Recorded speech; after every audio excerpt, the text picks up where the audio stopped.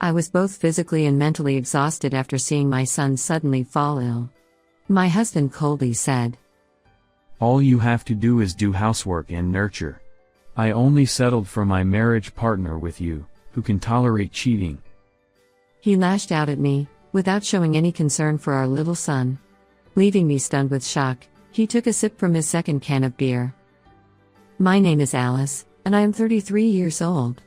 I met my current husband, Carl, who is 8 years older than me, through a marriage consultation agency 4 years ago. He is an elite man, working for a prestigious company, and has a slight high self-esteem, but he took control even though I was shy.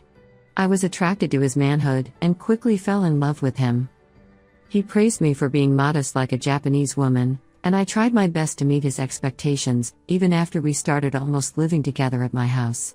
Perhaps it worked, as after a year of dating, he finally proposed to me, as I had longed for. Of course, I said yes. "I will support you as a family breadwinner, and I want you to take care of the house when we get married." In order to fulfill his wish, I resigned from my work. We held a grand wedding ceremony with many people invited, and soon after that, my husband moved into my house. Since then, I have devoted myself to housework and my husband, while spending my spare time on hobbies. I was blessed by my family, and I drew envious stares from my friends. An outsider might think, my husband was an elite with a high salary. He was surly at home, but he was pleasant to everyone else, and had a good look. Now, we also have a lovely son, Ken. It must have seemed happily married. Yes. I was supposed to be really happy. "I'll be late. I don't need dinner, just prepare for the bath and supper." I sighed, without thinking at the message that arrived after I finished cooking dinner. The only time we were happy as a couple was the first year of our marriage. He was delighted about the baby, but it was temporary and he didn't engage in nurturing, saying he was too busy with work. Whenever I asked for his help, even a little bit, he glared at me and said, "Do you make someone who has worked outside do housework and nurture?" He stared at me and left home obviously unhappy. He started to come home late day by day, and the number of days he came home drunk also increased proportionally. Sometimes he came home with a scent of perfume that I didn't know about. Meanwhile, I was struggling to look after my child day and night, and I often couldn't do housework due to a lack of sleep, which became chronic. However, it seemed that my husband wanted me to treat him in the same way as when we had no child. "You live a comfortable life with a baby that just sleeps, you're doing no proper housework, and dozing off. That's a good position to be in." I was woken up when I was dozing off with my son and didn't notice my husband coming home. I felt the blood drain when I heard his words without him saying, "I'm home." The next day, I saw my grumpy husband off and did as much housework as I could and waited for him to come home. Then, he came back earlier than usual and told me that he was going to divorce. "If you don't like it, apologize from the bottom of your heart, show your attitude. For the sake of our still young son, I must avoid losing your male parent. All I have to do is put up with it." I bit my lip and fell on my knees on the spot and said, I'm sorry. That night I got down on my knees for the first time in my life. Looking back, the warmth of my son sleeping beside me was the only thing that kept me rational. While I was looking after my child, in a way I was not used to, I devoted myself to my husband even more. He began to take it for granted that he would come home late or go out at night, casting a sidelong glance at me. Even if I have business cards and membership cards from nightclubs come to my attention, he would first say, "It's just socializing," and he would next say, "If you have a problem with it, you can leave." That's all he says. Around that time, when I began to get used to such a life, I was beginning to feel physically and mentally exhausted from housework and childcare. I fell asleep beside my son before I knew it. I don't know how long it was before I woke up to the sound of my son crying hard. "What's wrong?" My young son was crying with a bright red face. When I picked him up, his body was abnormally hot, and I panicked and rushed him to the general hospital, where he was born. Fortunately, the examination at the hospital revealed no major problems, but because he was still young, we ended up being hospitalized for a checkup in the same room, just to be safe. The sick child care room is still available, and we can take care of your child for a little while. You can go home once to pick up anything you need.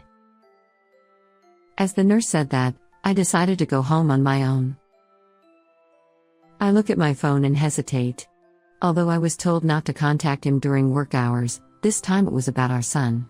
I decided to call him anyway. However, there was no response, so I reluctantly sent a message. My young son was waiting alone in an unfamiliar place. I didn't have time to wait for a reply. I left a memo on the table with the necessary items, and left a car there just in case, and hurried back to the hospital. As expected, my son was cranky all day and clung to me. Although a sleeper bed was provided, he didn't let me be away, so I couldn't go to the bathroom or eat properly, and the time passed. It wasn't until around 11 o'clock at night, when my son fell asleep, exhausted. When I went to the bathroom, and took a sip of hot chocolate from a vending machine, to get some calories, my smartphone rang loudly. It was my husband on the other end. Hello?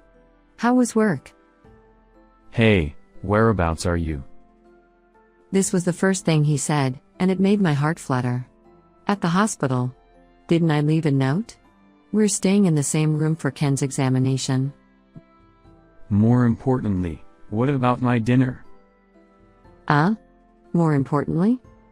I was irritated by his one-word crapped on our son, but didn't want to wake up my son, who had just fallen asleep.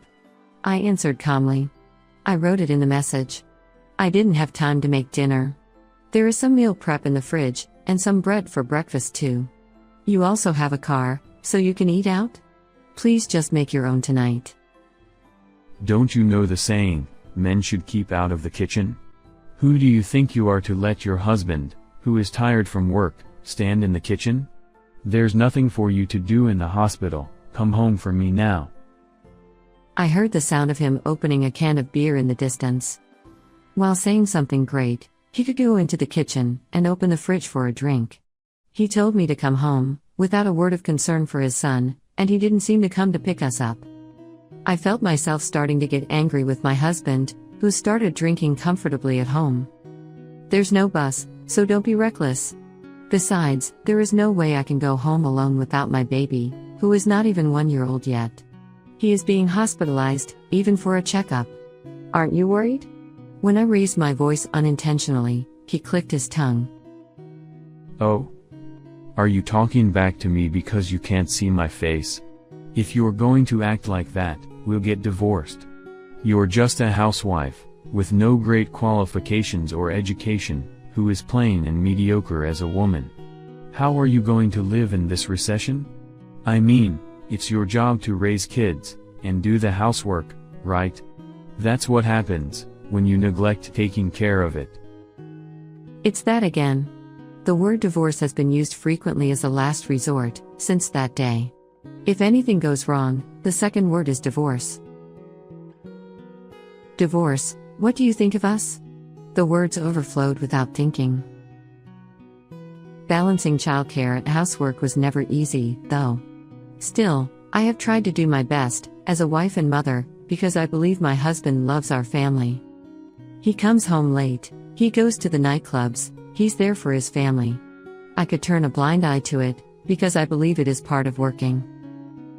When the phone suddenly became quiet, I heard a second can of beer open. As soon as he finished slurping it down, he shouted at me. Look, what you've suddenly said, who do you think is feeding you guys? Don't make me laugh.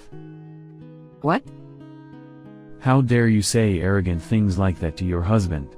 All you have to do, is do housework and nurture. After that, you're just going to wither away.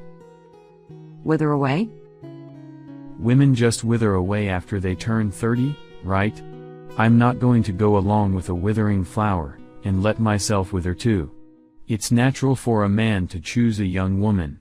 I only settled for my marriage partner with you, who can tolerate cheating. I was shocked and speechless with his abusive language, which cannot be covered with the words like, it's because of the alcohol. He smirked at me. I don't want to live a life bounded by a family.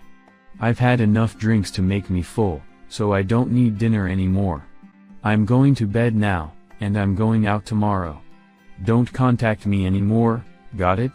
If you don't want to get divorced, think about your position again. If you keep behaving like that, while living off of my earnings, then I won't give you any more living expenses from now on. My phone was cut off unilaterally. At that moment, something inside me snapped with a sound. As soon as I realized that marriage and children were just tools for appearance for that person, every last speck of love for my husband disappeared. Disappointment and anger surged at the same time. I couldn't forgive my husband for not taking care of me, not even our lovely only son. I will never be a timid, meek wife. I'll make him regret looking down on me as a mother. The next day, I contacted a private detective agency while my son was undergoing tests. My son was safely discharged from the hospital later that day, when no major problems were found. We decided to go back home once. As expected, my husband didn't come to pick us up, and didn't even show any concern. I sent him a message with the results of my son's diagnosis, which he also ignored. My husband finally came back near dawn. His face was red, and smelled strongly of alcohol. I greeted him at the door, and quietly said, "I've reconsidered my position." Oh, did you? Then I'll turn a blind eye for once. Be grateful. He laughed through his nose and went upstairs, while throwing his clothes around. He fell asleep in his bed, wearing only his underwear, and started snoring loudly. There was something, like glittering makeup, stuck on the shirt I picked up. You can do whatever you want. While taking a side glance at my husband, who now looks like just an ordinary middle-aged man, I began to steadily prepare. About a month later, I woke up to the persistent doorbell ringing, shortly after the sky had begun to turn white. Hey! Wake up! Why isn't it opening? Your husband is home. It seems that my husband returned from his 3-day, 2-night business trip. I thought he would come back at night, but he came back in the morning. I doubt if it was really a business trip, but it doesn't matter to me now. While rubbing my sleepy eyes, I called my husband on his phone. "Can you stop this, so early in the morning? You're disturbing the neighbors." The door won't open. Did Ken break it? Damn it, this is all because you didn't watch him. "It's not broken." No way. "I changed the lock while you were on your business trip." What? Through the upstairs window, I saw my husband standing there, stunned. Wow, what the heck are you doing without permission? What do you think your husband is? Divorce. I'll divorce you. If you don't like it, then open it quickly. "I already registered it." What? "The divorce papers, right? I already registered. You and I are no longer related." What? Wait a minute. I don't remember writing anything like that. Okay. You filled it out and sent it out without permission, didn't you? It's called forgery of a private document, and it's invalid. My husband laughed winningly, but I laughed at him through my nose. "Have you forgotten? The first time you brought up divorce, didn't you bring me a completed form?" Yes, on the day I got down on my knees, my husband brought back the completed divorce papers. After making me apologize in front of him and showing me those papers, he crumpled them into a ball and threw them at me. You threw it away, didn't you? "I didn't throw it away. You threw the crumpled divorce papers at me, but I left them behind in case I had to. I guess I knew from that moment on that this day would come." When I said that with feeling, he was clearly upset with his mouth open. Wow, what about the house? What about living expenses? How would you, a housewife, be going to live from now on? Poor thing, because of your reckless behavior, our young son is completely lost. Don't get me wrong. Did you forget? This house was originally inherited from my late grandfather, and is under my name. You were just living with me, right? You don't need to worry about our life. I have a job. Liar. You didn't have time to get a new job.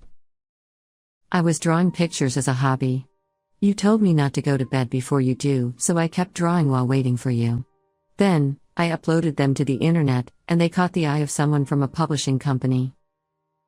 That's impossible. You must have been tricked. It's not unusual these days to debut through the internet. It's a reputable company. You know it too, don't you? When I said the name of the publishing company, he was stunned and muttered. Seriously? It wasn't a voice of anger or sarcasm, but rather my husband's dumb voice, that I hadn't heard in a long time. So for the time being, it's not a problem. Besides, I also have compensation from you. I opened the window and threw a photo that I got from a detective at my husband. I had them investigated by a detective agency. I wouldn't have minded if you just went to nightclubs, but you even have sexual relationships with girls from the club. I also contacted the club. The girls were on my side, as soon as I told them I wasn't going to charge them compensation. My husband frantically gathered up his things and turned pale. No wonder. He and a young girl who looked like she was in the night business were photographed going into a dodgy place. Here's an addition. Next, I scattered around a screenshot of all the messages my husband has ever sent me. In the morning, people started to move on. Whether it was photos or messages, if they saw the content, my husband would not be in a position to do anything about it. I've also kept all the records of what you said, and did on a daily basis that I can. I will, of course, send this to my lawyer as well. You can take those photos and images home with you. The original data is properly stored. An investigation agency? A lawyer? I don't think you're allowed to do that with my money. I used my savings from when I was single. There's no reason for you to complain. When I retorted sharply, he bit his lip and glared at me. Ever since I got married, my husband has demanded me to be modest, so I hardly spent money on myself. My savings were almost untouched. I surprised myself that I was earning so much. I should have done this sooner. I'm so mad at my old self for being quiet. Perhaps, he was worried about what the neighbors would think. He laughed foolishly, and said in a gentle voice. Oh, okay. I'm sorry. I apologize, just let me in for now. We're a couple. We're not a couple anymore, we're no longer related. Open the mailbox. He opened the mailbox passively. He took out an envelope and gave a good look at it. There's a key and map to a rental storage.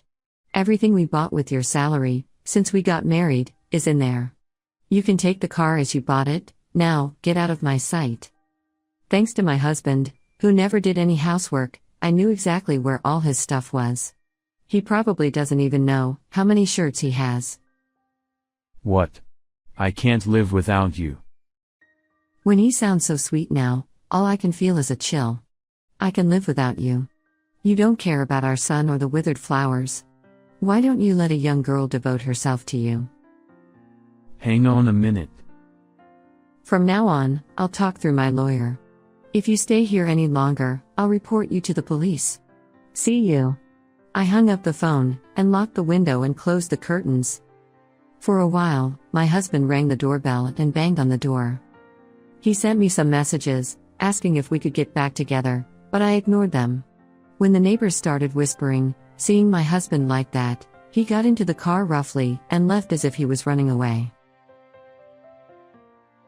After a while, I received a call from my parents-in-law. Apparently, he had spent most of his free cash and savings from his single days at nightclubs, and begged his parents for help, unbecoming of his age. I explained the detailed situation to my in-laws in a polite manner, with evidence.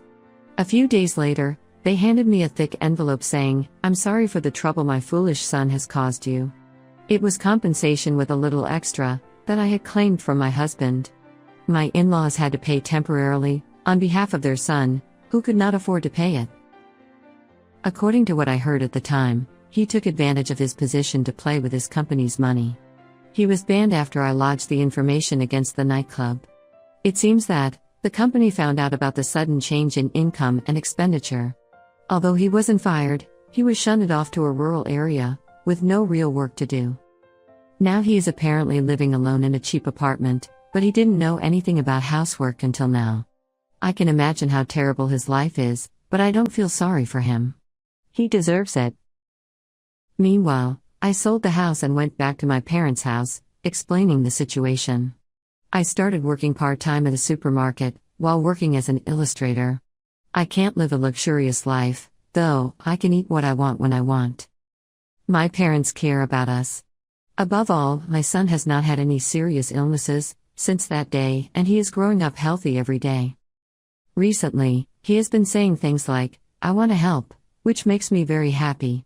Even if there is no father around, I swear on my empty ring finger that I will make this child happy by taking on both the roles of a father and a mother.